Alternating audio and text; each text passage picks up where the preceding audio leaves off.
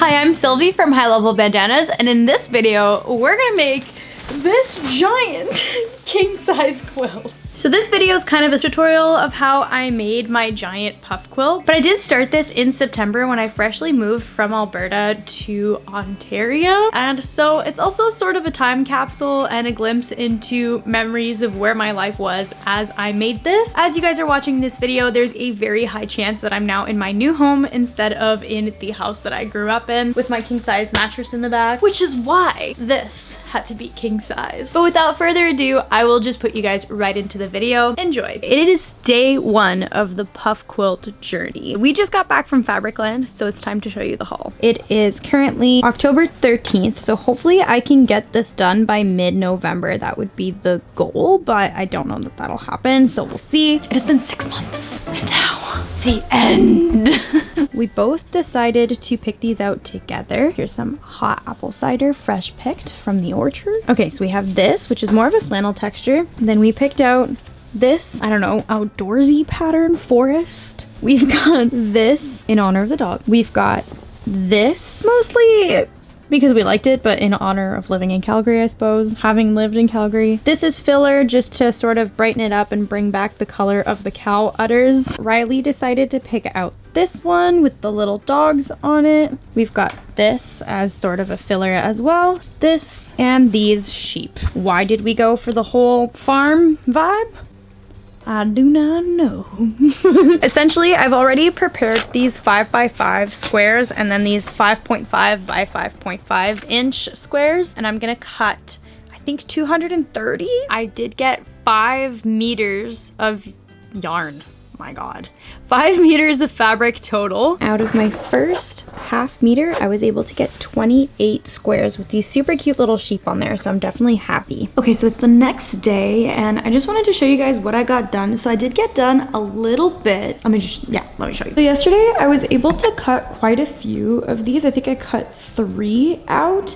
And then today, while studying, I'm just kind of finishing everything that I need, and it's kind of going by pretty quickly. So far, I think I'm at around 220 squares, which is really good. Still got these 2 left. What I am figuring out, however, is that the number of squares is just math. Once everything is all said and done, it's gonna be 4.5 inch squared squares, meaning that they are 4.5 by 4.5. If I want a blanket that is, let's say, 90 inches wide, then I would have to go 90 divided by 4.5, and then that's how I would know the number of squares that I need to do to attain that length or width. And then once I've got my length and my width number, I times that number by that number, and that's how I figure out my total amount of squares. So what I want to figure out is if I want to just use a regular sheet as a backing, which I can thrift or see if I've already got something that I can use, because that does save quite a bit of money. Or originally when I thought I was going to make a quilt back in like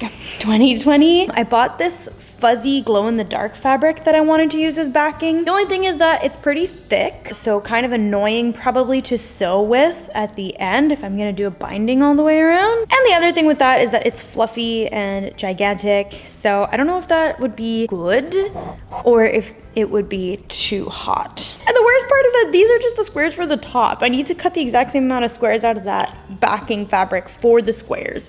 So basically this quilt is gonna have regular fabric, stuffing, backing fabric. Then if I want to, I can put quilt batting and then a backing like completely for the bottom of the quilt.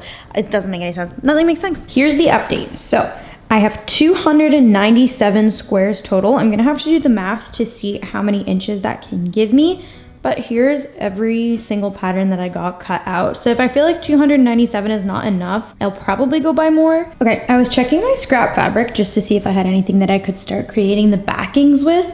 And I found that I had this left. Let's make some squares out of it. This is a whole tub full of some scrap, some not scrap fabric. This is the glow-in-the-dark, like fluffy blanket that I want to use as the back. The good news is I've got a ton more fabric to use for scrap at the back, but I can't find any other fabric. So I'll need to go find something cute for a dark blue. All right, if I did decide to go with this as backing, look at how soft and fluffy.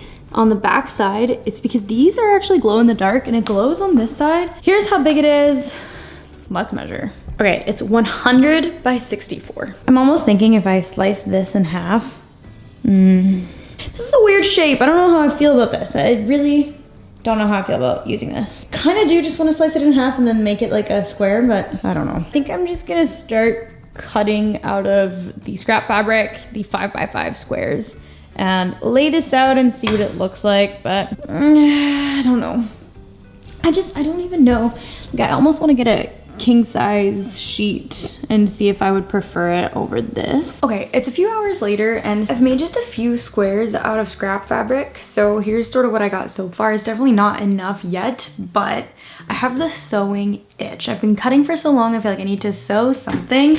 So I'm gonna use this fabric, which was originally scrap, that I'm obviously using as one of the main fabrics because it is cute.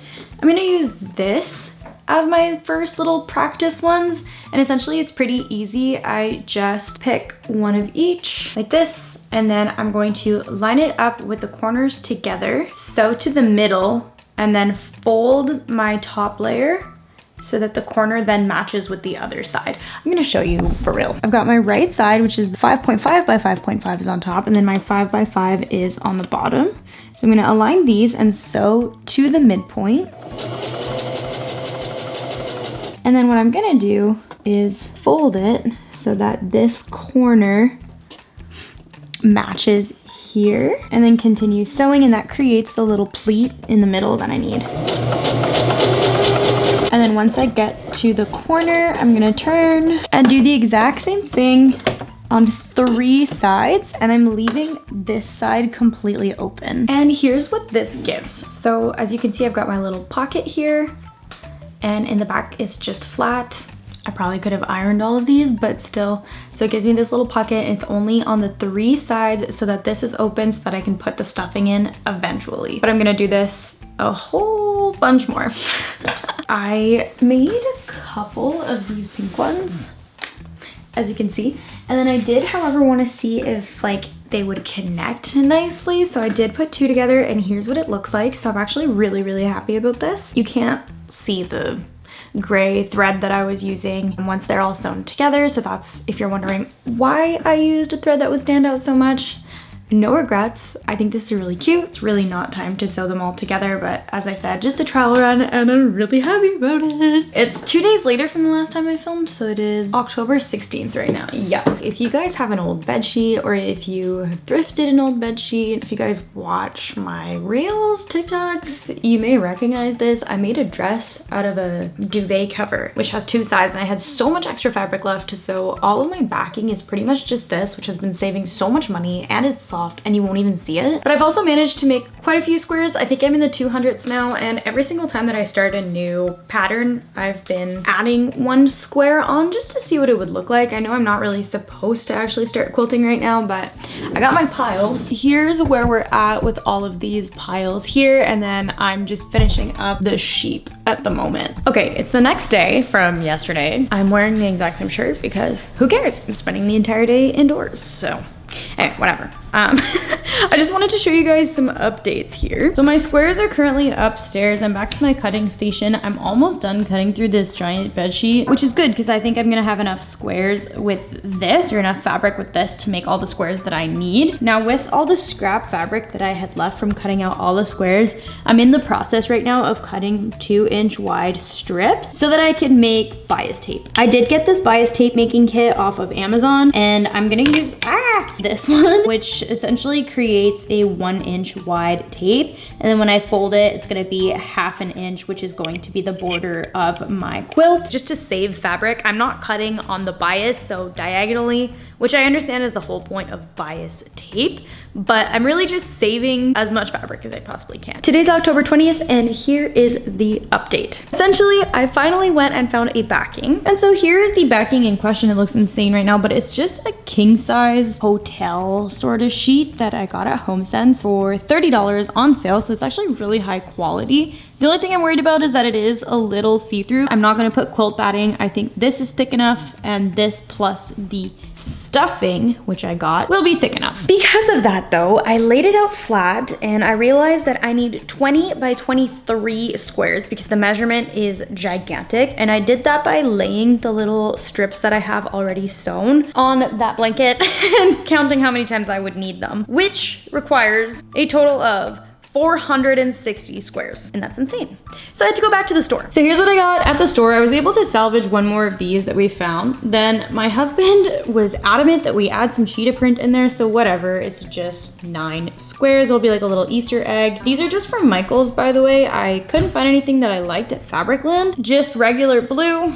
Then we've got some blue gingham. This might be my most favorite. This one is from Michael's. Then I went to a specialty fabric store. So this one was called Fabrications in Ottawa, which I really, really loved. And from there, I got this beautiful cherry print. There was only one fat quarter left out of this whole entire print, so it's gonna be a little Easter egg as well. There's only 9 squares. Then I got this beautiful print, and I got this brown. I did do the cutting, I didn't film, it was just a little too much. And the thing is, before those, I started with I think like 300 something squares, and now I'm at 486 total, so I do have extra just in case. I also think I have a different method that I want to sew all of this onto the back. But we'll get there once I get there. And now I need to cut another like 200 squares of backing fabric. Whoa, way more than 200 because I didn't cut the equivalent of the other fabric. So yeah. Time to cut some more scrap fabric, and I'm actually leaving for Toronto, so I'll see you in a week. What do you want me to film? Me. You're on hubby cam right now. Before I leave to Toronto, I figured I would use my little strips that I cut out to try and make some bias tape. I did get these. Did I show you this already? I did show you this already. But here's how I'm making bias tape with this giant pile of scraps. It's really easy. All you do is just line up right sides together with the corners touching, and then sew a diagonal line from corner to corner. And there you go. Now you got bias tape. But then you're obviously going to want to cut this whole entire corner off once you made sure that you lined it up properly and iron it down and all that fun stuff. But yeah, bias tape. Okay, it is now October 29th, and I wanted to give you guys a little bit of an update. You guys saw that I got more fabric and I cut it all, and now I ran out of the backing fabric that I was using, so I'm using more random scrap. I think this was like a sheet or something, and I still have so much more to cut because this does not equate to this. So I feel like I'm in never-ending square cutting jail. Okay, today is November 9th. I have not worked on this thing in a solid 2 weeks. I'm just really fed up with cutting squares, and I wasn't home for the last week and a half. I still have to cut out this equivalent of squares out of my backing fabric, which is horrible because what I've noticed is that I've been shaving off bits of my little paper square that I made little by little, and now I remeasured it, and it's definitely smaller than 5 by 5 inches. So I'm gonna have to make another one of those things because I messed up. And I still want them to be all the same size, so we'll see if this is even salvageable at this point. I just want to get it done. I want to get to sewing. I don't want to be cutting, so I'm going crazy. It's November 24th, so I have not worked on the quilt. And what's printing right now? A new pattern. And what am I making? Quilted jackets. I found this really beautiful quilt from Value Village for just under $15. At this point, I'm probably gonna have finished them and put out the reel already. So if you want to see the results of that, well, you know what? I'll probably just add a photo here, but anyway, whatever. So it's kind of funny because I'm also making a quilt right now, but I'm also going to destroy a quilt and turn it into something else. Yeah, I'm definitely not gonna be done this quilt by 2024. 2025. I'm going crazy. Okay, an update on the puff quilt. It is January 27th today, and I'm sick. But I'm still working on the quilt, and it's been so many months at this point. I have found a way quicker way to cut my squares. I've just been folding the fabric a ton and then just cutting through. I think it's like 4 layers at a time. No, oh my god, no, I just made it way worse. So it is 5 by 5 inch squares. Okay, my muscle memory was correct. I pulled out this square that I used for my quilted bag. If you haven't seen that video, it's already out. I cut like a cardboard template so that I wasn't messing up my squares nearly as bad as I was with my paper template that I cut out for this. And so for a second, I thought 4.5 by 4.5, and it's funny because I was just using this and I was drawing 5 by 5 squares and cutting 5 by 5 squares, and I was correct doing that. And then I saw this, and I'm like, oh, it's supposed to be 4.5. So what did I do? I trimmed all of these squares, there's 16 of them, to 4.5. Oh, and that's not the size that I need, and I'm never gonna finish this quilt at this point. point, I'm just never gonna finish it. January 30th, and these are all I have left to sew. I made sure to sew a little bit of these two as well, or these three, I guess. I think what I'm gonna do is I'm gonna start laying them out so I can start actually sewing rows and then see something happen instead of just sew a bunch of squares. I'm so close to the finish line with them, but I do need to sort of like change the vibe. It looks like it just needs another 4 squares. I've laid this down, so I'm gonna sew 3 more on. It feels so nice to finally sew something that isn't just 3 lines to make a square. I'm now sewing the second row. It is 20 by 20. I didn't take you into the other room, but I did lay the second row sort of in the order that I wanted them, just to make sure that nothing was out of place. But this will be super random, the placement of all these squares, because there's so many different fabrics at this point, but it will be 20 squares. So I'm sewing another row of 20 squares together, and then we're gonna do the first row with the stuffing. This is where it's about to get a little bit trickier. So here's my polyfill. As I sew, not only will I have to stuff, I will also have to make sure that everything aligns properly and that I properly pleat the top of each top layer. It really doesn't take too much. I'm gonna stuff that. Ooh, layer these two together and get started with the sewing. And I'm gonna make sure that the polyfill stays near the bottom. So before I sew this next square, what I'm gonna do is pleat this where it's supposed to go, and then I'm gonna rest my finger on top of that pleat, and now I've made it to the pleat, so I'm just gonna make sure that this aligns. I'm gonna make sure that I'm pushing my seam allowances of the bottom row to this side and the top row to this side. Another handful of polyfill, stuff it into my bottom square here, and I'm just making sure that my needle is still down with my presser foot down. And then again, I'm just gonna place a pleat where it needs to be, and so I'd do that the entire way. Well, that took a good 20 minutes, I want to say. Oh yes, oh yes. It's working. Oh my gosh. Yay. Okay. The worst thing I could have possibly done was use this super stretchy material because it's making it quite hard to match up. Like once the fluff is in it, it wants to stretch. But honestly, whatever. Oh yes.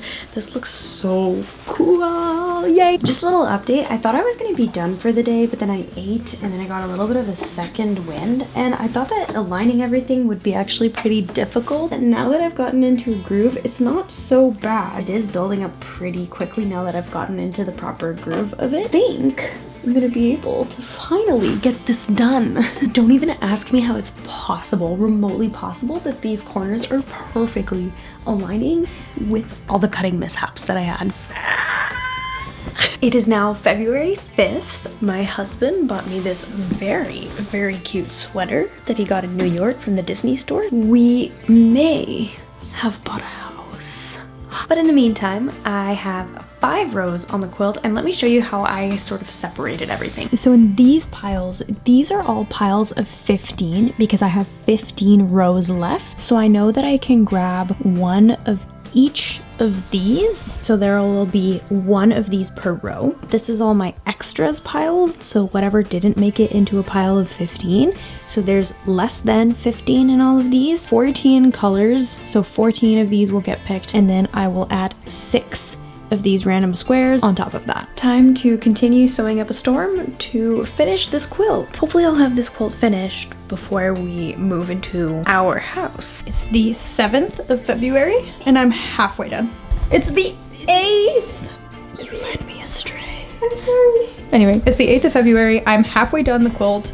So as you can see, there's 10 rows. I can't believe it's almost done. February 20th, I'm about to start my 16th row. She likes it already. Today is, what day is it actually? Today's the 28th of February, and here's where we're at. Currently 3 more rows to sew onto this blanket and I'm done with the rows. I have Riley on standby here because this gets really, really, really hard to sew. So once I get about 5 squares in, he has to stand there and help me hold the blanket so that it doesn't pull off the table. Otherwise I can't sew straight. But we're at the finish line and I'm hoping to finish sewing this today. I finished sewing the last 2 rows of this blanket.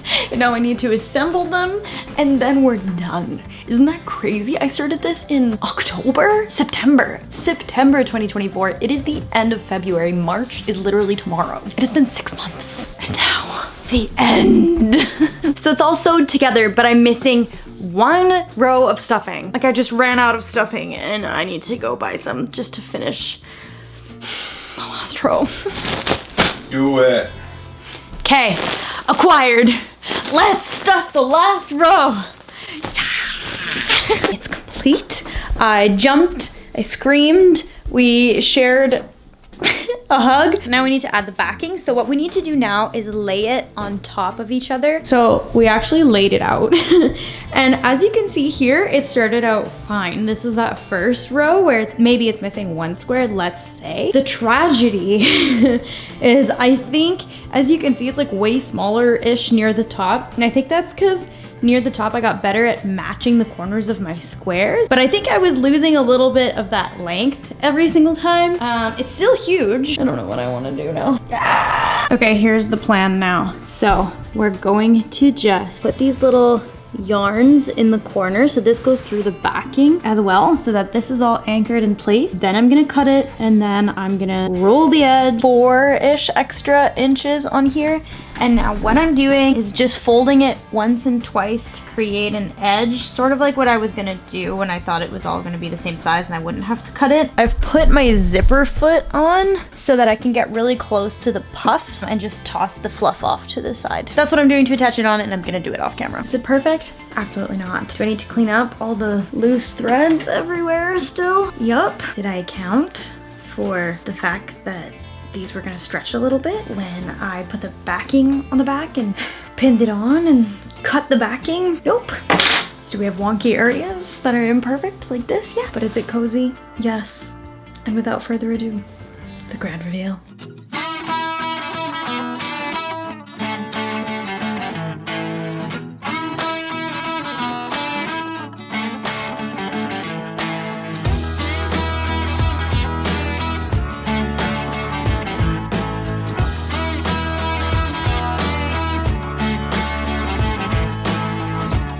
And with all that, guys, after 6 whole months, thank you so much for watching, for all the support. It has meant the world to me. If you guys are new here or if you've stuck around, it's just been crazy. And it's crazy to look back at the start of this video and see that it's when we first moved here after selling our house. And now I'm only 1 month away from my brand new house. Just crazy how much has happened in these last 6 months. And to look back and see the journey of this and where I've been every time that I've picked it up has also been crazy and special. So this video does mean a lot to me, and hopefully you guys enjoyed it and enjoyed coming with me along the way for this giant blanket. But with all of that, thank you so much for watching, and I'll see you in the next one. Bye. Oh, and prepare for like a house decoration or house renovation series.